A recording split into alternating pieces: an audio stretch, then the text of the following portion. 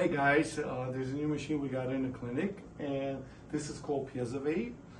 And we have 4 different shockwave machines. So we have PiezoWave, we have Storz, which is like Rolls-Royce of quality of the shockwave, and we have 2 radial shockwave, also known as EPAP. So as my ultrasound skills grew over the last 15 or 18 years that I've been doing this, and I started with shockwave before the ultrasound, I realized that different shockwave needs to be used for different tissues. And the advantage of this machine is we have a linear head, which is the focus shockwave, but it has a different penetration length and width. And that's really important for getting bigger tissues. It's also important for diagnosing. You can scan the tissue faster.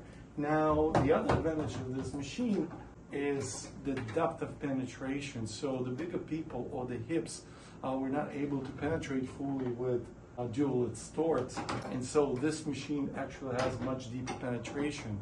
However, for the bone injuries or for the more advanced pathologies, we still use Storz if I can reach the penetration.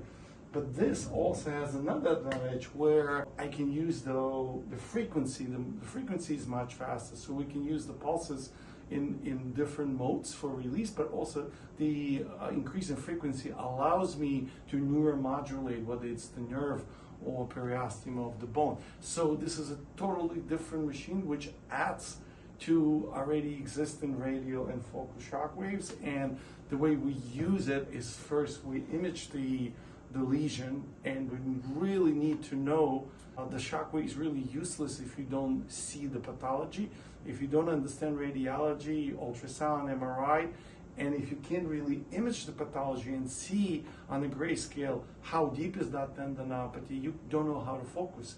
You don't know where to focus. Also, having higher resolution ultrasonography allows us to use sonar elastography to see the density of the tissue, because tendinopathies are really not homogeneous, and so the elastography is really helpful. But also this machine has a function of vascular imaging, microvascular imaging. So if I see a tendinopathy with a lot of microvessels, I change my energy.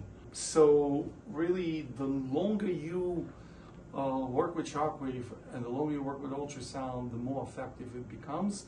And now we have a new friend, and we're really happy with the results combining all these 4 different types of shockwaves.